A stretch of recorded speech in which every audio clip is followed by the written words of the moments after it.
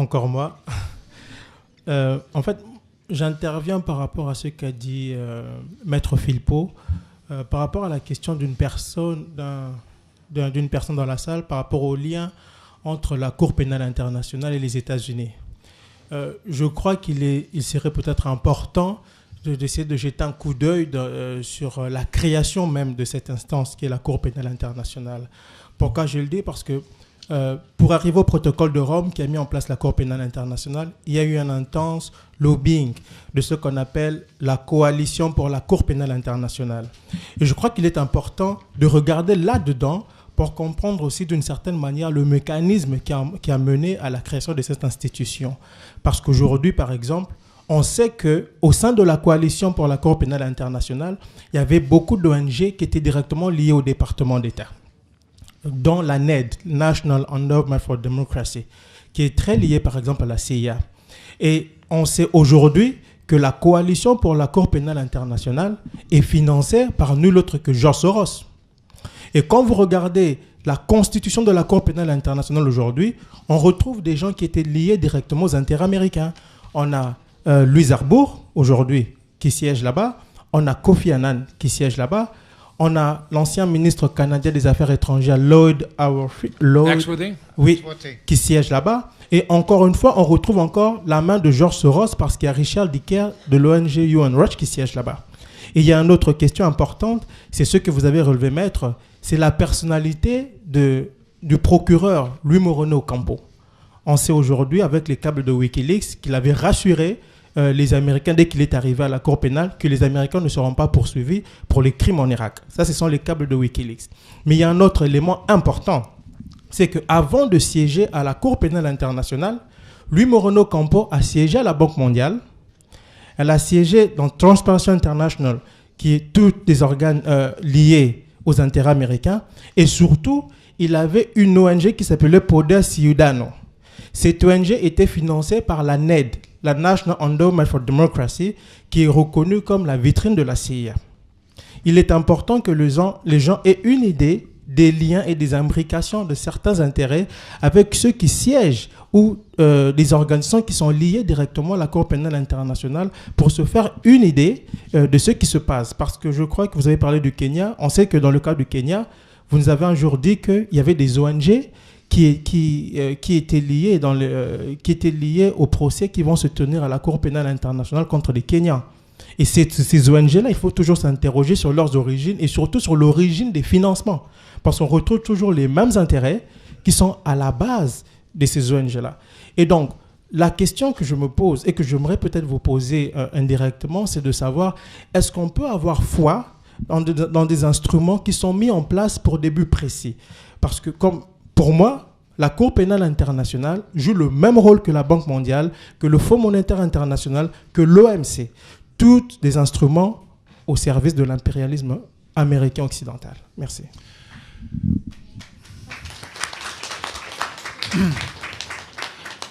Bon, en fait...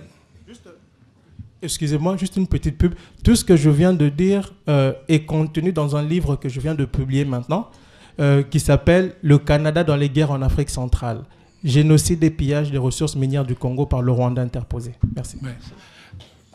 Merci. En fait, vous posez les questions et vous donnez les réponses et je ne pourrais pas être... mais des débuts de réponse et je ne pourrais pas être plus d'accord avec vous. Il y a une chose... saviez-vous que Louise Arbour a été choisie comme procureur du TPIR par Madeleine Albright? Oui. C'est quelque chose qu'on ne sait pas ou les gens savent, mais qui est public. Et... Oui. Alors, le lien est très étroit et beaucoup des procureurs dans les tribunaux internationaux sont des Américains. Une personne très importante dans tout le processus, c'est Stephen Rapp, qui était procureur contre les leaders médias, contre M. Renzaho, contre Protégé Garniras au TPR. Ensuite, il est impliqué dans le procès Taylor. Il est instrumental en faisant en sorte que le procès de M. Taylor se fasse à La Haye, parce que Taylor est trop populaire à Sierra Leone et dans la région. Alors, on a déménager cela à La Haye. Tous ces liens-là, évidemment, il y a beaucoup de choses qu'on ne saura pas parce qu'on n'a pas l'écoute électronique de leurs appels à... N'oubliez pas William Chabas. Bien sûr, mais je le connais bien. Je le connais, nous le connaissons très bien. J'ai déjà été associé avec lui. Je le connais comme le revers de la main et on sait son passé. On sait sa façon de travailler. Je ne veux pas trop personnaliser des choses. Évidemment, je suis prêt à tout dire et d'autres personnes dans la salle le connaissent très bien. Puis on a des petits noms pour lui. C'est pas Chabas, c'est Shameless. Mais oui. Voilà. I believe we have to So, let's close. wind up. OK. Dernière intervention et vraiment la dernière. Je suis contente d'être la dernière. Là, je vais parler en français. Moi, je suis vraiment contente de voir que l'intérêt de la justice, surtout particulièrement ce qui se passe au Rwanda, intéresse autant de personnes autres que des Rwandais. Je suis vraiment contente. Moi, ça me donne beaucoup d'espoir d'un jour peut-être retourner dans mon pays d'origine. Mais j'ai aussi une autre question pour vous particulièrement ou pour tout le monde. Est-ce que moi, je crois qu'il y a une culture d'impunité dans ce qui se passe au Rwanda. Je crois qu'on le sait tous. La justice, ceux qui sont punis, c'est seulement certains. Et je me demande si vous pensez qu'un jour, tous ces autres criminels-là seront aussi jugés pour leurs actions. Parce que je pense qu'il n'y a que là-dedans que le Rwanda retrouvera la paix. Parce que moi, je suis rwandaise et je suis encore fâchée. Ce que le débat sur comment retourner, M. Rudasingwa a proposé la réconciliation, que les gens se parlent. Est-ce qu'on va procéder par les tribunaux? Est-ce qu'on va procéder par un processus de réconciliation? Cela ne m'appartient pas à dire. Personnellement, je ne pense pas que la justice et la punition, dans le contexte actuel, soit le meilleur moyen. Je pense que les gens doivent se parler. Ils doivent avoir une structure.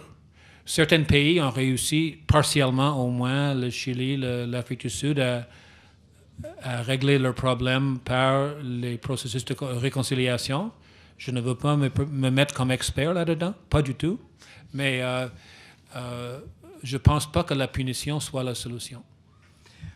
Vous vous permettez de dire, comme un sage qui m'a précédé, que tous les événements sont interreliés et que tout change avec le temps. Rien n'est permanent. Merci beaucoup.